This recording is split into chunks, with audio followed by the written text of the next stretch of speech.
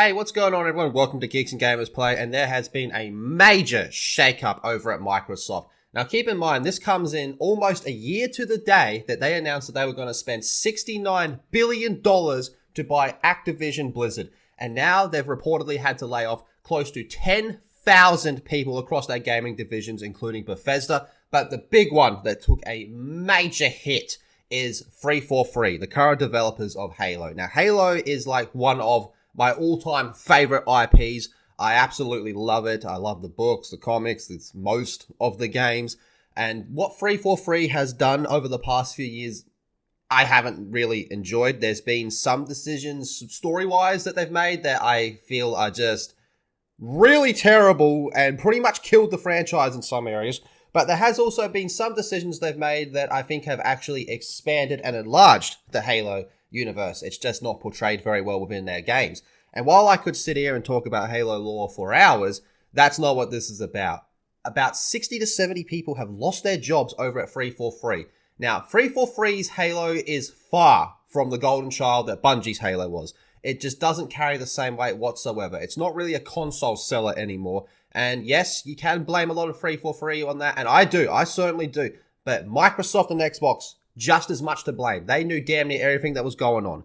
When Bonnie Ross left, that was, in my opinion, a little bit of a good sign that maybe they were starting to move in a better direction. But now that we've seen that Joe Staten is gone as well, and yikes, this is terrible now. If you're a Halo guy, you know that he is pretty responsible for Halo 2, which some people still say is the best Halo. So when he came back to 343 in 2020, I thought it's possible that we're going to see this Halo universe that 343 is starting to expand, get a lot of these gaps filled in, and he would have been the perfect guy to do this. But he is no longer there. But from my understanding, I don't think he's been fired. I think his contract ran out and he's decided to go back to his old job over at Microsoft, which is a major shame because of everyone that has been let go of 343, this is the one that kind of hurts the most in terms of what they wanted to do story-wise going forward. And when it comes to that stuff, it's gone. It's finished because most of the people that were let go were to do with the campaign. So the way that Halo Infinite's campaign ended, it was, in my opinion, a soft reset of a lot of things, but it did open the door for a lot of new possibilities. But with these 60 to 70 people gone, and most of them being from the campaign, there's going to be no more fucking campaign story told for many, many years, right? We had the possibility of more stories to do with the Master Chief, Atriox, the Banished, the Endless, even the Endless got trademarked as well. So there was something in the mix, but that's gone. It's done. It's done over there. And then we have a bit of a write-up from Jason Schreier here. So the scale is not clear yet, but Bloomberg has also confirmed job cuts at Bethesda Games, which is, they got Starfield coming out. 343, a Microsoft spokesperson declined to comment on how many employees of the gaming division were laid off. Microsoft won't share specific numbers, but several employees have told me that 343 Industries was hit hard. This comes in the wake of a long-running hiring freeze and a lot of contractor departures. Microsoft CEO made basically $55 million in compensation last year. So Joe Staten, who joined 343 in 2020 to steer Halo Infinite toward the finish line, is leaving the studio to rejoin Xbox Publishing. So it sounds like 343's Halo Infinite campaign team got hit really hard. In an email to staff, studio head Pierre Hinetz, who by the way is the one that got Master Chief Collection back on track, wrote that we've made a difficult decision to restructure elements of our team, which means some roles are being eliminated. So 343 got hit hard, and now we're seeing that a lot of these people are coming out and they're just completely bagging Microsoft. Incompetent leadership is to be blamed for Halo Infinite's rocky development. I think that's fair, but I also think we can't let 343 off the hook. I feel a lot of them are inept. I don't think they mean to do ill over there, but they're just shit. So news that 343 Industries employees are among those to be laid off by Microsoft has been met with criticism from several former Halo employees.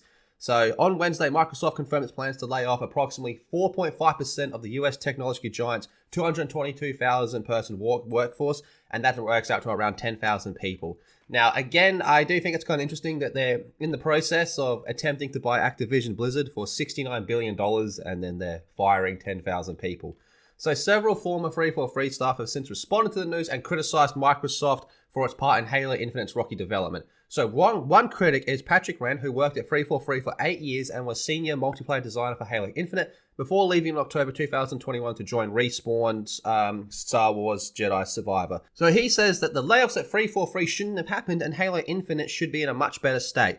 The reason for both of those things is incompetent leadership atop during Halo Infinite's development, causing massive stress on those working to make Halo the best it can be. And I think a lot of that goes back to Bonnie Ross, who is was the Kathleen Kennedy of the gaming world. And like I said before, when she got the axe, it did look like, okay, this is a step in the right direction, getting rid of her. And then we have another one down here from Tyler Owens, who is a Halo fan and really tired of Microsoft's business and practices and policies slowly killing the thing I love.